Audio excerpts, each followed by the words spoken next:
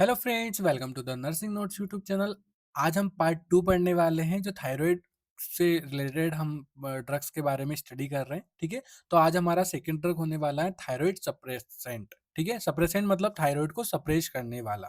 ठीक है, मैंने आपको प्रीवियस वीडियो में बताया था थायराइड सप्लीमेंट्स के बारे में, और इस वीडियो के अंदर हम पढ़ेंगे थायराइड सप्रेसेंट। थायराइड ज़्यादा हो जाती है मतलब हमारी बॉडी के अंदर, तो उसको कैसे सप्रेस किया जाता है। थायराइड क्या होती है, अगर आपने नहीं पढ़ा इसके बारे में तो मैं बता देता हूँ सिंपल से। थायराइड हमारे अंदर बॉडी के अंदर प्रेजेंट होती है थायराइड ग्लैंड। ठीक है, थायराइड ग्लैंड हमारी बॉडी के अंदर क्या काम करती है, हमारी बॉडी को मेटाबॉलिज्म प्रोवाइड करती है, साथ ही साथ ग्रोथ एंड डेवलपमेंट में हेल्प करती है। टेम्परेचर जैसे ज़्यादा हो जाता है, कम हो जाता है, तो उस कंडीशन में हेल्प करती है। हार्ट फंक्शन को और साथ ही साथ एनर्जी लेवल को प्रोड्यूस करती है, मतलब एनर्जी लेवल प्रोवाइड करती है बॉडी को। तो थायराइड का ये काम होता है। थायराइड हमारे नेक में प्रेजेंट होती है, साथ ही साथ नेक में जैसे लैरिंक्स फेरिंक्स हो गई, इनकी आइट साइड ही प्रेजेंट होती है। ये एक तरह की ग्लैंड होती है। ठीक है, थायराइड ये हो गया। अब थायराइड सप्रेसेंट, जब थायराइड का लेवल बहुत ज्यादा बढ़ जाता है, थायराइड मतलब T3 और T4 नाम के दो हार्मोन होते हैं, वो हमारी जो थायराइड होती है उसको मतलब उसमें से प्रोड्यूस होते हैं। तो चलिए आज के हम वीडियो के अंदर हम थायराइड सप्रेसेंट ड्रग पढ़ेंगे। ठीक है, this drug decrease the production of release of thyroid hormones T3 T4. They are usually mainly hyperthyroidism, especially Graves disease. ठीक है, ग्राफ्स डिसीज जब हो जाती है स्पेशली हमें उसी में ये ड्रग यूज होता है, थायराइड सप्रेसेंट। देखो T3 T4 हमारे हार्मोन्स होते हैं जो थायराइड से रिलीज होते हैं, और वहां पे क्या हो जाता है, वो बहुत ज्यादा मात्रा में रिलीज होने लग जाते हैं। ठीक है, और कंडीशन कोज हो जाती है हाइपरथायरॉइडिज्म। मतलब हाइपर थायरॉइडिज्म मतलब ये आता है थायराइड की मात्रा, थायराइड जो हार्मोन्स प्रोड्यूस कर रही है वो बहुत ज़्यादा बढ़ जाता है। तो उस कंडीशन में हम high thyroid suppressant drug use करते हैं।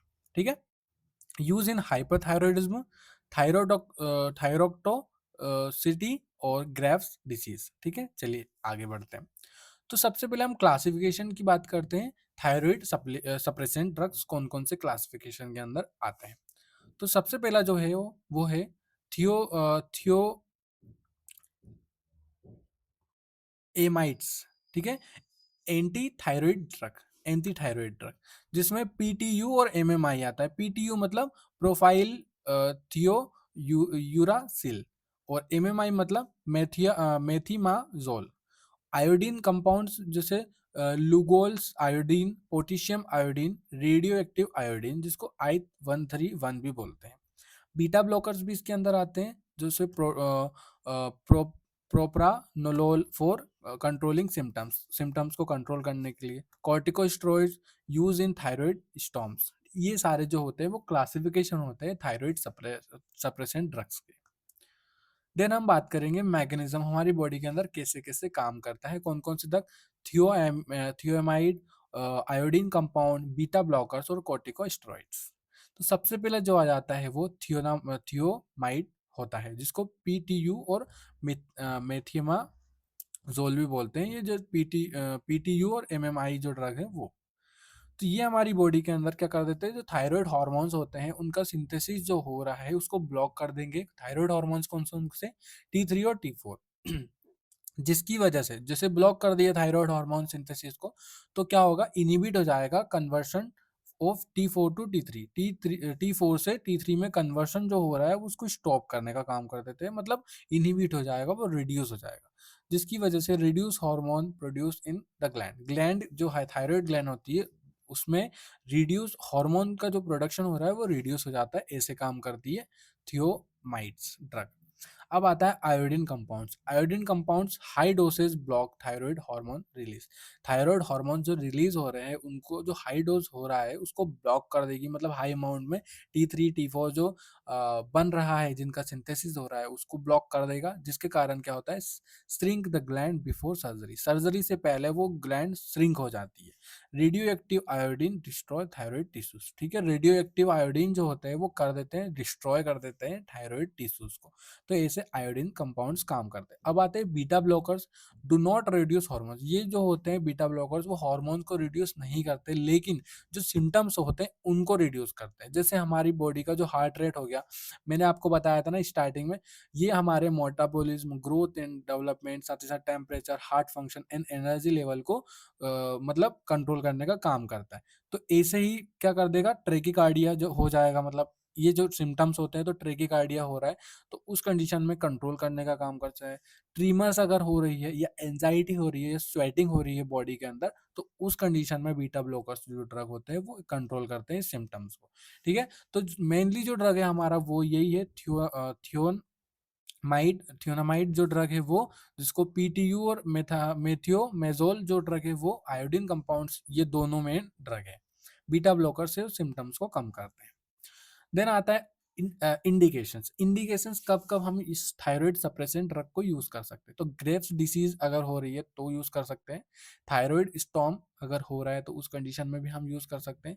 प्री ऑपरेटिव और pre operative preparation for thyroid surgery. ठीक है, थायराइड सर्जरी अगर होने की है, बहुत ज्यादा अमाउंट में कुछ एबनॉर्मलिटी हो रही है थायराइड ग्लैंड्स के अंदर या स्टोन बन गया है, तो उस कंडीशन में जब ऑपरेशन होता है तो उस कंडीशन में हम प्री ऑपरेटिव प्रिपरेशन करते हैं थायराइड सप्लीमेंट्स के लिए, तब भी हम जो थायराइड सप्रेसेंट ड्रग होते हैं उसको यूज करते हैं। टॉक्सिक मल्टी नोडुलर गोइटर, अगर गोइटर हो रहा है तो भी हम यूज कर सकते हैं। और हाइपर थायराइडिज्म इन प्रेगनेंसी, तो हाइपर थायराइडिज्म प्रेगनेंसी के अंदर हो रही है तो पीटीयू प्रिफर्ड की जाती है। पीटीयू क्या, पीटीयू ये हो जाता है प्रोफाइल थियोयूरासिल, ये जो ड्रग होती है वो यूज करते हैं। देन कॉन्ट्राइंडिकेशन, कब कब यूज नहीं कर सकते थायराइड सप्रेसेंट ड्रग को, तो प्रेगनेंसी में ज्यादातर नहीं यूज करना है, फर्स्ट ट्राइमेस्टर में अवॉइड करना है। लीवर डिसीज अगर हो रही है तो पीटीयू कैन वर्सन 8, ठीक है, पीटीयू यूज कर सकते हैं लेकिन लीवर डिसीज में भी यूज नहीं करना है। ब्रेस्ट फीडिंग वाले को तो रेडियो एक्टिव आयोडीन से मतलब दूर ही रहना है और ये सारे ड्रग से भी दूर रहना है, ब्रेस्ट फीडिंग मदर है तो। डोसेस के बारे में बात करेंगे और रूट के बारे में बात करेंगे, तो पीटीयू जो ड्रग होता है वो ओरल और मल्टी डोसेस पर डे में दे सकते हैं। मिथियोमेजोल जो ड्रग है वो ओरल वंस डेली, एक दिन में एक ही बार ओरली दिया जाता है। आयोडीन सॉल्यूशन जो होता है वो ओरल ड्रॉप्स के द्वारा दी जाती है और रेडियो एक्टिव आयोडीन जो होता है ओरल कैप्सूल के द्वारा दी जाती है। अब हम बात करेंगे साइड इफेक्ट्स की, क्योंकि सब ड्रग के साइड इफेक्ट्स होते हैं। तो सबसे पहला जो है वो थियोमाइड्स जो ड्रग है, स्किन रैशेस कर सकता है, नोजिया एंड वॉमिटिंग कॉज कर सकता है, जॉइंट पेन हो सकता है, loss of taste in smell, और स्मेल और टेस्ट लॉस हो सकती है, क्योंकि ये जो ड्रग होता है वो हमारे थायराइड्स के ऊपर यूज हो रहा है, तो वो टेस्ट बड्स भी हमें मतलब वो कर सकते हैं, इम्बैलेंस हो सकते हैं।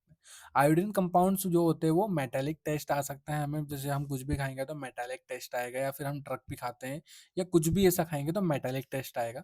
स्वेलिंग हो जाएगी हमें, और जो सलाइवरी ग्लैंड है उसके अंदर स्वेलिंग होने के चांसेस है। माउथ सोर्स मतलब अल्सर हो सकते हैं माउथ के अंदर, और स्टमक अपसेट हो सकता है, मतलब आपको डायरिया वाली कंडीशन भी कोज हो सकती है। देन बात करते हैं नर्सिंग रिस्पॉन्सिबिलिटी। तो सबसे पहले ड्रग्स देने से पहले हम नर्स क्या करती है, चेक थायराइड लेवल। थायराइड का जो लेवल होता है, जैसे TSH या T4 T3 जो हॉर्मोन्स है उनका लेवल चेक करना है। उसके बाद में WBC काउंट को भी चेक करते रहना है। लीवर फंक्शन टेस्ट, PTU जो ड्रग दे रहे हैं उस अगर वो दिया है या पहले देने वाले हैं या अभी देने वाले हैं, तो उससे पहले आपको लीवर फंक्शन टेस्ट भी कराना है। ड्यूरिंग थेरेपी, जब थेरेपी दे रहे हो या ड्रग दे रहे हो तो उस कंडीशन में आपको जो मेथियोमेजोल जो ड्रग है उसको एक ही बार देना है। पीटीयू 3 टाइम्स डेली दे सकते हो आप। और फीवर एंड सोर थ्रोट अगर हो गया तो एग्रानुलोसाइटोसिस को चेक करते रहना है। Give iodine drops with milk juice और रेड्यूस टेस्ट, अगर टेस्ट गड़बड़ आ रहा है या मेटालिक टेस्ट आ रहा है तो आपको मिल्क और जूस के साथ भी आप ये ड्रग दे सकते हो, या इसके बाद भी दे सकते हो, ताकि जो टेस्ट है वो मतलब जो मेटालिक टेस्ट आने वाला है या जो ड्रग का जो आयोडीन वाला टेस्ट आता है तो उससे रिड्यूस किया जा सकता है। Warn patient about metallic taste, अगर मेटालिक टेस्ट आ रहा है तो पेशेंट को वार्न करना है कि आप तुरंत डॉक्टर के पास आएँ, या आप घर पे यूज़ कर रहे हो जो ड्रग है वो, तो अगर आपको ऐसे टेस्ट आ रहा है तो आप तुरंत हॉस्पिटल में आएँ। देन हम आफ्टर एडमिनिस्ट्रेशन में नर्स क्या करती है, मॉनिटर इंप्रूवमेंट को मॉनिटर करती है, जैसे एंजाइटी लेस हो रही है कि नहीं हो रहा है, नॉर्मल पल्स लेस, जो पल्स जो हो रहा है पल्स रेट वो नॉर्मल हो रहा है कि नहीं हो रहा है। फिर हाइपोथायरॉयडिज्म सिम्टम्स को मॉनिटर करती है नर्स। उसके बाद जब ड्रग देते हैं उसके बाद no to stop suddenly, patient को टीच करते हैं कि आप जो ड्रग दे रहे हो ले रहे हो वो तुरंत आपको स्टॉप नहीं करना है। लो आयोडीन डाइट इन हाइपरथायरॉयडिज्म, अगर लो आयोडीन डाइट अगर ले रहे हो तो हाइपरथायरॉयडिज्म होने के चांसेस हो सकते हैं आप। Avoid pregnancy for 6 month after radio active iodine, ठीक है, रेडियो एक्टिव आयोडीन अगर लिया है तो अवॉइड करना है कि 6 मंथ तक आप प्रेग्नेंट ना हो। ठीक है, तो यही थी आज की वीडियो। अगर आपको वीडियो अच्छी लगी हो तो वीडियो को लाइक करके चैनल को सब्सक्राइब जरूर करें, और ऐसी ही वीडियो आपको आगे भी मिलती रहेगी। अगर कोई भी डाउट है तो आप कमेंट बॉक्स में पूछ सकते हैं, और अगर आपको नेक्स्ट टॉपिक कोई सा भी चाहिए तो आप हमारे कमेंट बॉक्स में पूछ सकते हैं या बता सकते हैं हमको, ताकि हम आपको वो वीडियो प्रोवाइड कर सके, लेक्चर प्रोवाइड कर सके। Thank you.